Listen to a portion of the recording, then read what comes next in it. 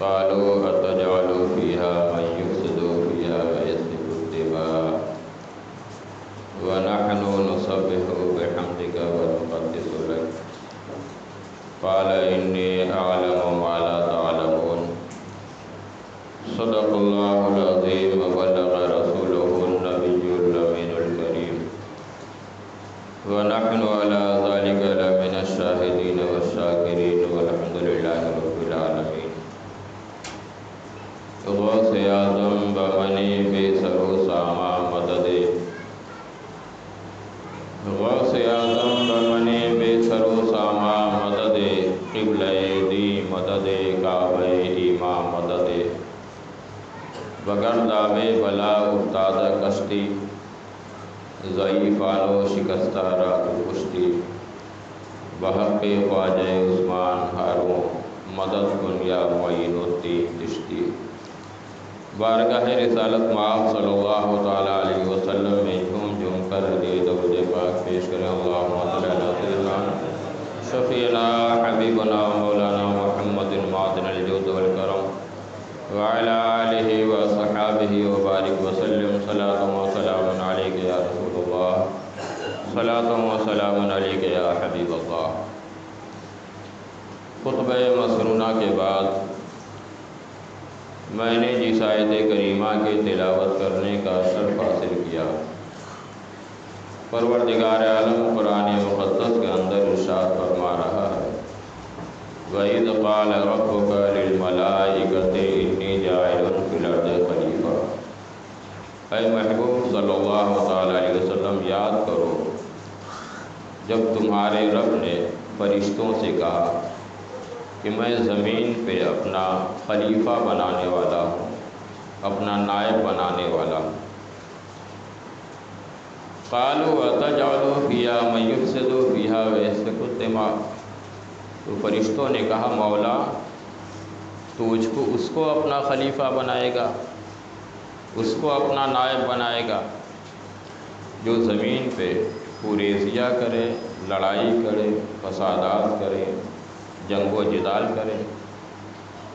وَنَحْنُ نُسَبِّحُ بِحَمْدِكَ وَنُقَدِّسُ لَكَ، حالانکہ ہم تیری تسبیح بیان کرتے ہیں، تیری پاکی بیان کرتے ہیں، تیری عبادت کرتے ہیں۔ تو رب تبارک و تعالیٰ نے ارشاد فرمایا انی عالم ما لا تعلمون، میں جو جانتا ہوں وہ تم نہیں جانتے۔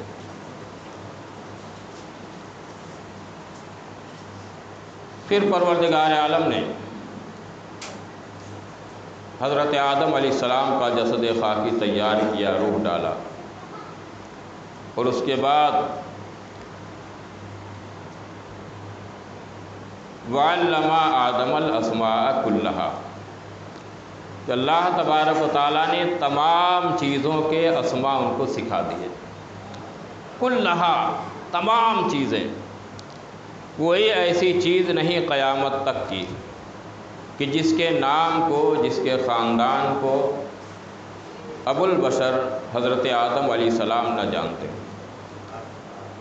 یہ زمین پہ رہنے والی مخلوق ہے، یہ انسان ہے، یہ کس خاندان کے ہیں، یہ کون ہے، اس کے باپ کا نام کیا ہے، کس خاندان کا ہے، یہ جانور ہیں، یہ کتنے قسم کے جانور ہیں، یہ کتنے قسم کے پرندے ہیں، یہ فاختہ ہے، یہ طوطا ہے، یہ مینا ہے، یہ کوا ہے، یہ کبوتر ہے، سمندر کی کتنی قسم کی مچھلیاں ہیں۔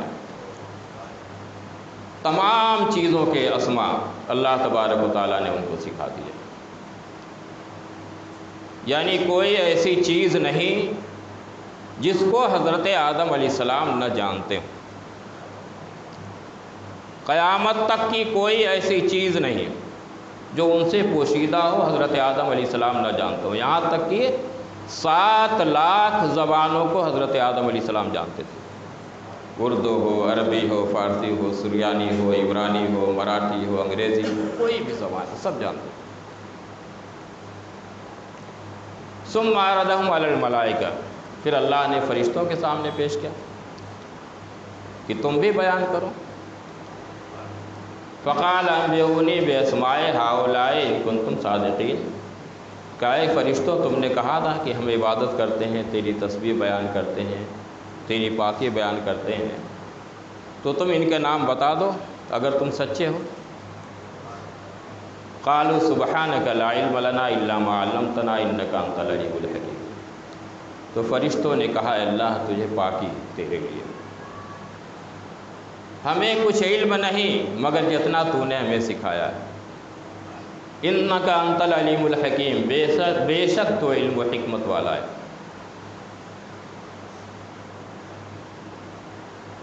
قال یا آدم انبئہم باسمائہم، اب آدم علیہ السلام سے کہا کہ اے آدم تم بھی بتا دو، تمہارے سامنے بھی میں نے پیش کر دیا، فرشتوں کے سامنے پیش کر دیا، مگر فرشتوں نے عاجزی کا اظہار کیا، تم بھی بیان کر دو۔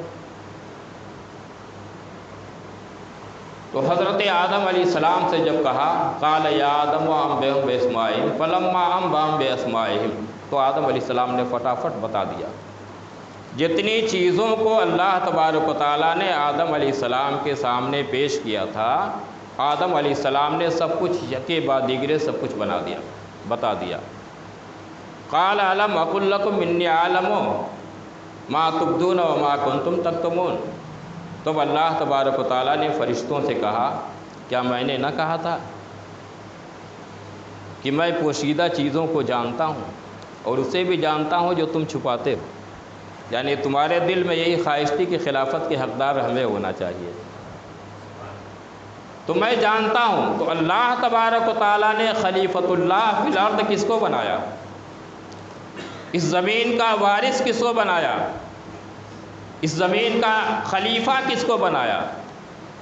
ابو البشر حضرت آدم علیہ السلام کو، ہمارے اور آپ کے باپ ابو البشر حضرت آدم علیہ السلام خلیفۃ اللہ فی الارض ہیں، یہ ساری زمین ان کی ملکیت ہے، چاہے ہندوستان کی ہو، پاکستان کی ہو، بنگلہ دیش کی ہو، عراق کی ہو، ایران کی ہو، برطانیہ کی ہو، لندن کی ہو، کہیں کی بھی ہو، تمام روئے زمین حضرت آدم علیہ السلام کی ملکیت ہے۔ اللہ نے ان کو خلیفۃ اللہ فی الارض بنایا۔ اور باپ کی ملکیت کا وارث کون ہوتا ہے؟ بیٹا تو ہوتا ہے۔ باپ کی ملکیت کا وارث کون ہوتا ہے؟ بیٹا ہی تو ہوتا ہے، مگر کون سا بیٹا؟ فرما بردار بیٹا۔ فرما بردار اولادیں وارث ہوتی ہیں۔ آپ کسی بھی دارالافتاء میں چلے جائیے اہل سنت و جماعت کے اور پوچھ لیجئے کہ اگر کسی سنی کا بیٹا مذہب اسلام سے نکل جائے، مرتد ہو جائے، وہابی ہو جائے، دیوبندی ہو جائے، بد مذہب ہو جائے، شیعہ ہو جائے، تو وہ اپنے باپ کی ملکیت کا وارث ہوگا کہ نہیں؟ فرماتے ہیں کہ نہیں، وہ وراثت سے محروم کر دیا جائے گا، اس لیے کہ وہ اپنے باپ کے دین سے نکل گیا، وہ اپنے باپ کے مذہب سے نکل گیا۔ تو اب وہ مذہب جب دین سے نکل گیا، مذہب سے نکل گیا، تو وراثت سے محروم ہو گیا۔ تو اب اس پورے روئے زمین کے وارث وہی ہیں جو آدم علیہ السلام کی فرمانبردار اولادیں ہیں۔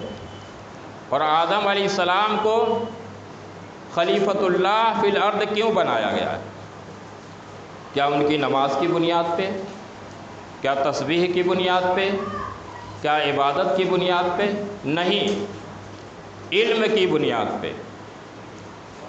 خلیفۃ اللہ فی الارض کیوں بنایا گیا؟ وہ خلیفۃ اللہ فی الارض ہیں، آدم خلیفۃ اللہ کہا جاتا ہے۔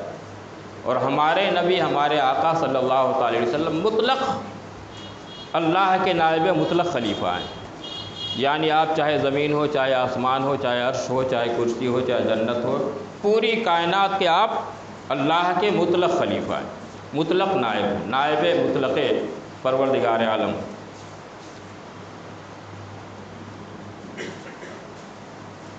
تو اب آدم علیہ السلام کو جو یہ فضیلت ملی وہ علم کی بنیاد پہ فضیلت ملی۔ آپ جو خلیفۃ اللہ فی الارض بنائے گئے وہ علم کی بنیاد پہ بنائے گئے۔ یہی وجہ ہے کہ جو علم دین سیکھنے کے لیے نکلتا ہے طالب علم اپنے گھر سے، تو وہ مہمان رسول ہو جاتا ہے۔ کیا ہو جاتا ہے؟ مہمان رسول ہو جاتا ہے۔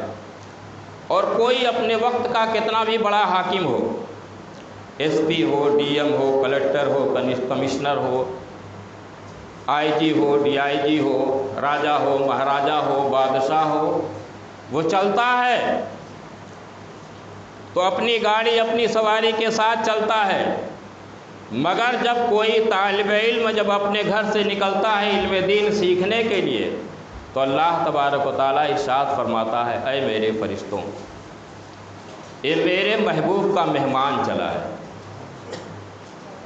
تم اس کے قدموں کے نیچے اس کا قدم زمین پہ پڑنے نہ پائے، اس کے قدموں کے نیچے اپنے پر کو بچھا دو۔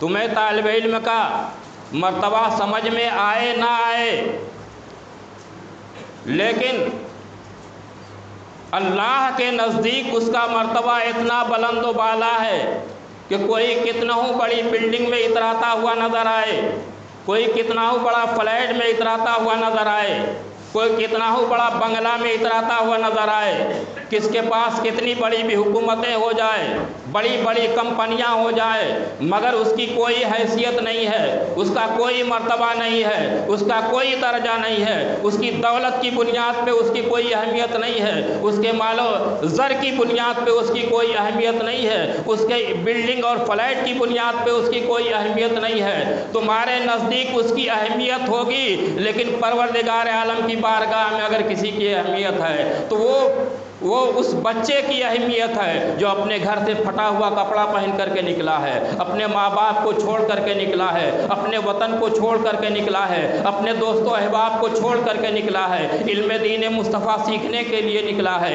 علم دین حاصل کرنے کے لیے نکلا ہے۔ اب وہ کوئی معمولی انسان نہ رہا، اب وہ مہمان رسول بن گیا ہے۔ اب وہ جب چل رہا ہے تو اللہ تبارک و تعالیٰ کے نزدیک اس کا مرتبہ اتنا بلند و بالا ہو گیا ہے۔ اے میرے فرشتوں، یہ میرے محبوب کا مہمان آ رہا ہے، یہ میرے نبی کا مہمان آ رہا ہے، یہ میرے حبیب کا مہمان آ رہا ہے، اس کا قدم زمین پہ نہ پڑنے پائے تم اس کے نیچے اپنے پروں کو بچھا دو۔ تم کیا جانو طالب علموں کا مرتبہ کیا ہوتا ہے؟ تم کیا سمجھو؟ آج جو کام RSS والے کر رہے ہیں وہ کام تم کرنے کے لیے نکلے ہو؟ آج جو پلاننگ چل رہی ہے، آپ یہ بتائیے، کبھی کسی حافظ کو آپ نے سنا ہوگا کہ اس نے دھرم پریورتن کر لیا، کنورٹ ہو گیا؟ کبھی سنا آپ نے؟ پورے انڈیا میں سماچار سنتے رہتے ہیں، خبریں سنتے رہتے ہیں، کبھی آپ نے سنا کوئی قاری صاحب تھے وہ دھرم پریورتن کر لیے؟ کوئی مولانا صاحب تھے، مولوی صاحب تھے، مفتی صاحب تھے، انہوں نے دھرم پریورتن کر لیا؟ کبھی سنا آپ نے؟ لیکن ایک وہ شخص علم دین سے جو دور ہے، مدرسے سے دور ہے، علماء سے دور ہے، حفاظ سے دور ہے، آئے دن خبریں فلاں نوجوان فلاں کا بیٹا مسلمان تھا، اس نے نوکری کے لیے دھرم پریورتن کر لیا، اس نے دولت کے لیے دھرم پریورتن کر دیا، اس نے لڑکی کے لیے دھرم پریورتن کر دیا، لڑکیاں مرد کے لیے دھرم پریورتن کر دی۔ کیوں ایسا ہوا؟ اس لیے کہ علم دین سے وہ دور تھے۔ آج اتنی خطرناک سازش ہے RSS کی کہ مدرسوں کو بند کرو، وہاں قرآن کا درس نہ ہو، حدیث کا درس نہ ہو، اس لیے کہ اگر یہ پڑھ لے گا تو پھر پکا سچا مسلمان ہو جائے گا، یہ بھی پکا سچا مسلمان ہوگا، اور اس کی صحبت میں جتنے لوگ رہیں گے یا جس درسگاہ میں بیٹھے گا، جس مسجد میں جائے گا، جس مدرسے میں جائے گا، وہ بھی پکے سچے مسلمان ہوں گے۔ اس لیے جڑ ہی کاٹ دو، نہ مدرسہ چلے، نہ علم دین سیکھا سکھایا جائے، جو ہیں وہ ختم ہو جائیں گے، بقیہ آنے والی نسلیں دھرم پریورتن کرتے رہیں گے، ہمارا راج چلے گا۔ اتنی خطرناک سازش ہے، مگر بڑا افسوس ہو رہا ہے کہ آج ہمارے مدرسے میں آ کر کے آ جا مدرسہ خالی کرو، باہر نکلو، یہاں سے سامان اٹھاؤ، شرم نہیں آتی ہے؟ اچھا تو آپ بتائیے، یہاں جتنے لوگ بیٹھے ہیں، آپ کا کوئی مہمان آ جائے آپ کے یہاں اور کوئی اس کو گالی دے دے، کوئی اس کو جھڑک دے، کوئی اس کو تھپڑ مار دے، آپ کو تکلیف ہوگی یا نہیں؟ آپ بتائیے بیٹھے ہوئے، آپ کے گھر آپ کا کوئی مہمان آئے، کوئی اس کو جھڑک دے، کوئی اس کو تھپڑ مار دے، کوئی اس کو گالی دے دے، آپ کو تکلیف ہوگی یا نہیں؟ بتائیے مجھے، اپنے دل پہ ہاتھ رکھ کے بتائیے۔ تو جب کوئی مہمان رسول اپنے گھر سے آیا ہے، اس کو کوئی جھڑکے، اس کو کوئی گالی دے، اس کو تھپڑ دے، تو بس بتائیے اللہ کے رسول کو تکلیف ہوگی؟ مہمان رسول ہے، آپ کا مہمان آیا تو آپ کو تکلیف ہوگی، کیا اللہ کے رسول کو تکلیف نہ ہوگی؟ کون سی شکل دکھاؤ گے قبر میں اللہ کے رسول کو؟ کون سا منہ دکھاؤ گے تم؟ شرم نہیں آتی ہے؟ اس قدر بےغیرتی کا یہ عالم، توبہ توبہ، آج یہ عالم ہو گیا ہے، تباہی کو تم دعوت دے رہے ہو۔ آج جو کاٹے جا رہے ہیں مسلمان، وہ اپنے عمل کی بنیاد پہ، اپنی اس فطرت کی بنیاد پہ، اپنے کیریکٹر کی بنیاد پہ۔ اللہ کے رسول صلی اللہ تعالی وسلم کو اذیت نہیں ہوگی، تم اس کا کچھ نہیں بگاڑ رہے ہو۔ تم نے اگر اسے جھڑکا، اس کو اگر گالی دی یا تھپڑ مارا، تو تم نے اللہ کے رسول کو اذیت دی ہے، تم نے اللہ کے رسول کو تکلیف دی ہے، اور جس نے اللہ کو کے رسول کو تکلیف دی، اس نے اللہ کو تکلیف دی۔ ایک فقیر درویش چل رہا تھا، پھٹا ہوا چپل تھا، پھٹر پھٹر چلتے ہوئے ایک دکان پہ پہنچا۔ اس نے کہا بابا دودھ پی لو، گرم دودھ ایک پیالہ دیا، پی لیا، آگے بڑھا۔ ایک شخص اپنی محبوبہ کے گردن میں ہاتھ ڈالے ہوئے چل رہا تھا، برسات کا موسم تھا، پھٹا ہوا جوتا تھا، پھٹر پھٹر چل رہا تھا، کیچڑ پڑے، اس کی محبوبہ کے کپڑوں میں پڑ گئے۔ دیکھا کہ کپڑا خراب ہو گیا، ایک چاٹا کھینچ کے رسید کیا، ایک تھپڑ مارا، کہا شرم نہیں آتی ہے؟ دیکھ کے نہیں چلتے ہو؟ کپڑے خراب ہو گئے میری محبوبہ کے۔ تو اس فقیر نے آسمان کی طرف سر اٹھایا، کہا مولا تیری بھی عجیب شان، کہیں تو دودھ پلاتا ہے، کہیں تھپڑ کھلاتا ہے۔ بس اتنا ہی کہا، کچھ کہا نہیں اس نے۔ اللہ والے کسی کو بد دعا نہیں کرتے، بس اتنا ہی کہا کہ مولا تیری بھی عجیب شان ہے، کسی کو کہیں تو دودھ پلاتا ہے، کہیں تھپڑ کھلاتا ہے، کہہ کے چل دیا۔ اتنے میں اس کی محبوبہ کا عالم یہ ہوا کہ منہ سے ناک سے سب خون نکلنے لگے، لوٹنے لگی۔ اب جب لوٹنے لگی تو اب جب محبوبہ کو بے چین دیکھا تو محبوب بھی بے چین ہو گیا۔ کہا اسی فقیر نے کچھ کہا تھا۔ اب دوڑے ہوئے سب گئے گھیر لیے۔ کہا بابا آپ نے کیا کہہ دیا، کیا بد دعا دے دی؟ کہا میں نے تو کچھ نہیں کہا، بس اتنا ہے کہ تیرے محبوب کو تکلیف پہنچی تو تو نے مجھے تھپڑ مارا، اور میرے محبوب کو تکلیف پہنچی تو اس نے تھپڑ مارا۔ تو سن لو مہمان رسول، لیکن مہمان ہر ایک کا محبوب، آپ کا مہمان آپ کو محبوب، ہمارا مہمان ہمیں محبوب، یہ مہمان رسول اللہ کے رسول کو محبوب ہے نا۔ تو ان کو اگر تھپڑ مارو گے تو کہیں تو اللہ کے رسول اور اللہ کا تھپڑ کہیں پڑ گیا تو سوچ لو برباد ہو جاؤ گے۔ اسی مسجد کا میں واقعہ بیان کر رہا ہوں، میں بادرہ پلاٹ نورانی مسجد میں تھا، جو پچھلا نائب سیکریٹری آپ معلوم کر لو، سابق سیکریٹری یہاں کا، کپڑے کی دکان تھی، گھر تھا، زمین تھی، مگر بچوں کے ساتھ بدتمیزیاں کیا کرتا تھا۔ نتیجہ یہ نکلا کہ برباد ہو گیا اس کا کاروبار، بک گیا اس کا گھر، بک گئی اس کی ساری زمین، ذلیل و رسوا ہو گیا، نام نہیں بتاؤں گا، معلوم کر لو۔ اور تمہیں اپنے دولت کے اوپر ناز ہے، اپنے کاروبار کے اوپر ناز ہے، سن لو۔ یہی باندرہ پلاٹ میں ابھی بھی ایک شخص ابھی تھا، اب نظر نہیں آتا، فلیٹ تھا اس کا، 4 انگوٹھیاں سونے کی پہنا کرتا تھا، گلے میں سونے کی 2 3 زنجیریں ہوا کرتی تھی، مگر نتیجہ یہ نکلا کہ سب کچھ بک گیا، فلیٹ بھی بک گیا، انگوٹھیاں بھی اتر گئیں، زنجیریں بھی بک گئی، مسجد میں جھاڑو مارتا ہے۔ وہ فجر کے وقت سے پہلے پہنچ جاتا تھا۔ میں نے پوچھا یہ آدمی تو بڑا پرہیزگار لگتا ہے، تو ایک صاحب نے بتایا کہ ان کا معاملہ یہ یہاں سے یہاں تک آئے ہیں، اب اللہ کے گھر میں آئے ہیں۔ تو کس وقت حالات بدل جائیں، مہمان رسول کو تکلیف دینا اللہ و رسول سے اعلان جنگ ہے، اور اللہ و رسول سے اعلان جنگ کر کے تم خوشحال نہیں رہو گے، برباد ہو جاؤ گے، روڈ پہ آ جاؤ گے، سب کچھ بک جائے گا، اتنا یاد رکھنا۔ ان کی قدر کرو، اس لیے کہ آج علم دین کی بنیاد پہ تمہارا ایمان سلامت ہے، آج علم دین کی بنیاد پہ تمہارا دین سلامت ہے۔ یہی وجہ ہے کہ شیطان روزانہ عصر کی نماز کے بعد اپنا تخت بچھاتا ہے، اپنا جال بچھاتا ہے، اور اس کے بعد پوچھتا ہے اپنے کارندوں سے تم نے کیا کیا، تم نے کیا کیا۔ ایک دن عصر کی نماز کے بعد اس نے اپنا تخت بچھایا، پوچھا تم نے کیا کیا۔ ایک شیطان آتا کہتا میں نے مرڈر کروا دیا۔ کہا تم نے کیا کیا؟ کہا میں نے زنا کروایا۔ کہا تم نے کیا کیا؟ کہا میں نے شراب پلوایا۔ کہا تم نے کیا کیا؟ کہا میں نے 2 گروپ میں لڑوا دیا۔ کہا تم نے کیا کیا؟ کہا میں نے ایک مکان میں آگ لگوا دیا۔ ایک شیطان آیا، اس نے کہا ایک بچہ پڑھنے کے لیے جا رہا تھا، میں نے اسے کھیل کود میں لگا دیا، مدرسے سے روک دیا، تو خوش ہو گیا، ہا کر کے اس کو جا کے گلے سے لگا لیا۔ اور سارے شیطان چڑھ گئے، یہ چھوٹا سا کام کر دیا، چھوٹا سا بچہ مدرسے پڑھنے جا رہا تھا، اس کو بہکا دیا، تو اب اس کو گلے لگا رہا ہے، ٹھوک رہا ہے اور اس کو شاباشی دے رہا ہے۔ ہم لوگوں نے اتنا بڑا بڑا کام دے دیا، مرڈر کروا دیا، زنا کروا دیا، چوری کروا دی، ڈکیتی کروا دی، اور ہم لوگ کوئی شاباشی نہیں۔ تو اس نے کہا آؤ دیکھو ہمارے ساتھ، تم لوگوں کو کیا پتہ۔ چلا ایک عالم صاحب نکلے نماز کے لیے، ایک چھوٹی سی شیشی لے کر کہا حضرت مجھے ایک مسئلہ پوچھنا ہے۔ کہا جلدی سے کہو، نماز کا وقت ہو رہا ہے۔ کہا یہ بتائیے کہ اللہ تبارک و تعالیٰ اس ہاتھی کے اندر، اس شیشی کے اندر کیا ہاتھی کو داخل کر سکتا ہے؟ تو انہوں نے کہا لا حول ولا قوۃ الا باللہ العلی العظیم۔ ارے تم ہاتھی کی بات کرتے ہو، اللہ تبارک و تعالیٰ چاہے تو پورے آسمان زمین پوری کائنات کو اس کے اندر داخل کرتے ہو، وہ قدرت، اس کی قدرت ہے۔ پھر کہا دیکھو آگے بڑھو، ایک فقیہ، عبادت گزار، نمازی، مگر علم نہیں تھا، ان کے پاس پہنچا۔ کہا بتائیے حضرت ایک مسئلہ پوچھنا ہے، اس شیشی میں اللہ ہاتھی کو داخل کر سکتا ہے؟ کہا شیشی اتنی چھوٹی شیشی، اس کا منہ اتنا چھوٹا، ہاتھی کیسے جائے گی؟ نا، یہ ناممکن ہے، ایسا ہو ہی نہیں سکتا۔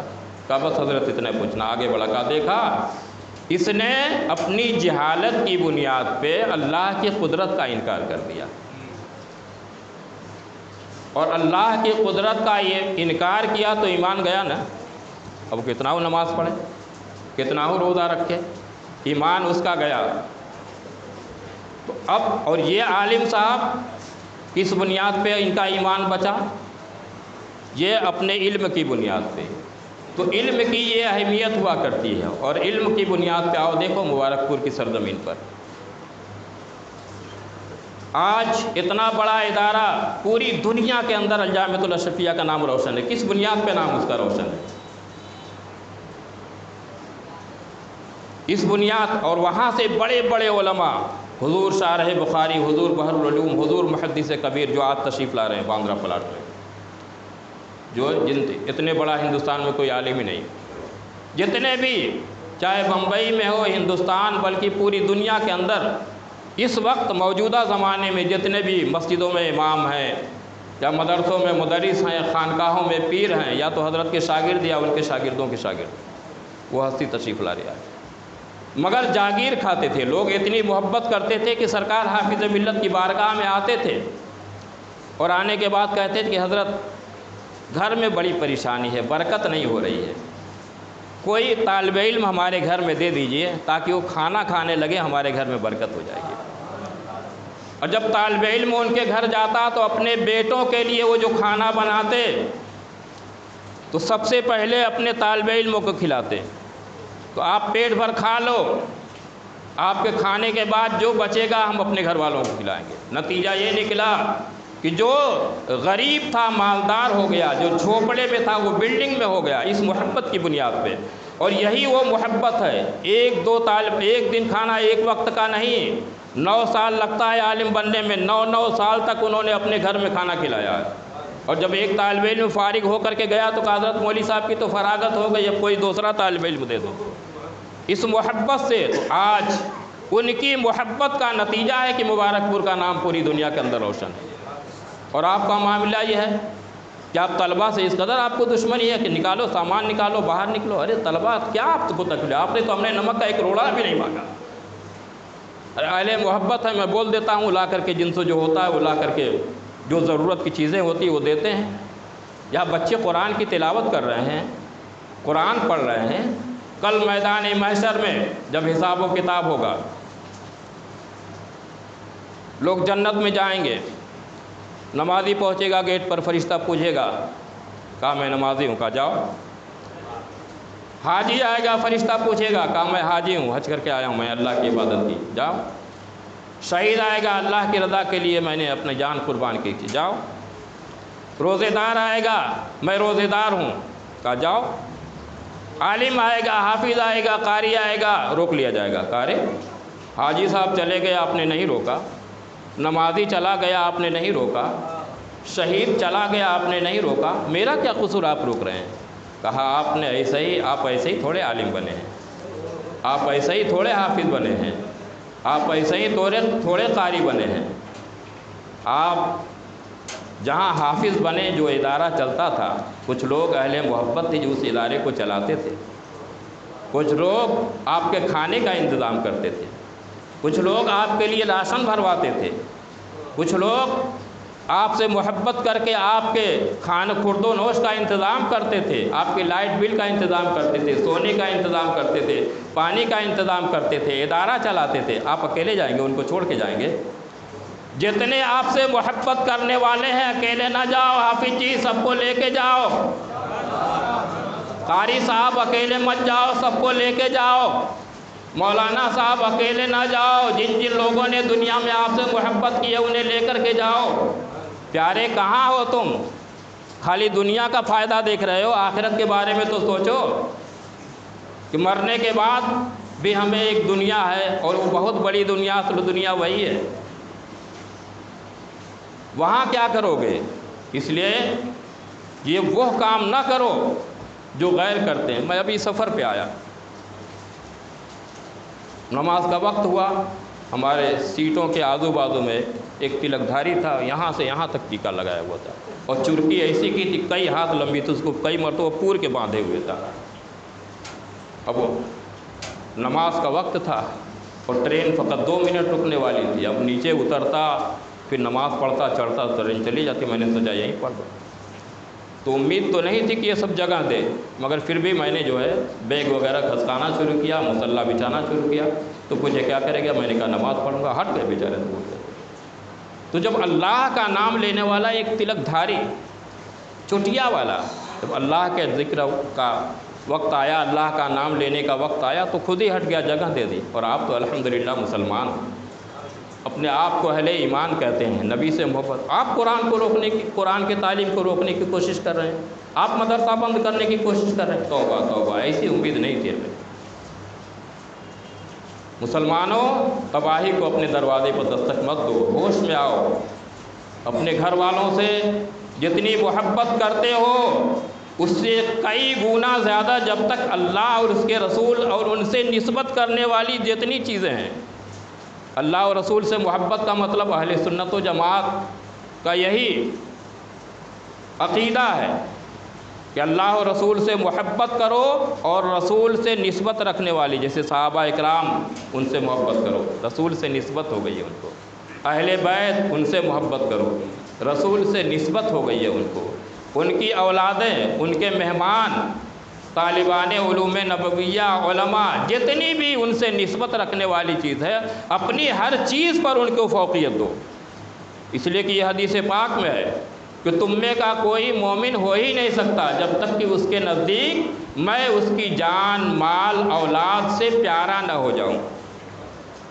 تو جان، مال، اولاد سے پیارے ہونے کا مطلب یہ نہیں ہوتا ہے کہ صرف نبی سے محبت کرو، اہل بیت سے نہ کرو، نبی سے محبت کرو، صحابہ سے نہ کرو، نبی سے محبت کرو اور جو اولیاء امت ہیں ان سے محبت نہ کرو، اور علماء سے محبت نہ کرو، طلباء سے محبت نہ کرو، قرآن پڑھنے والوں سے محبت نہ کرو۔ ایسا نہیں ہے۔ نبی کی محبت کا مطلب یہ ہوتا ہے کہ نبی کے دین کے فروغ کے لیے جو بھی کام کر رہا ہے، اپنے تمام گھر والوں سے، اپنی بیوی، بچے، اپنی اولاد، جان، مال، ہر چیز سے زیادہ ان سے محبت کرو، تب تو یہ تمہاری محبت ہے، ورنہ در حقیقت محبت کچھ نہیں ہے۔ میں آئینہ ہوں، دکھاتا ہوں داغ چہرے کا، جسے خراب لگے سامنے سے ہٹ جائے، اور کاغذی لباس بدن سے اتار دو۔ برسات ہو گئی تو کسے منہ دکھاؤ گے؟ کل قیامت میں جانا ہے، قبر میں جانا ہے، سرکار کو چہرہ دکھانا ہے۔ بتاؤ سرکار کو کیا چہرہ دکھاؤ گے؟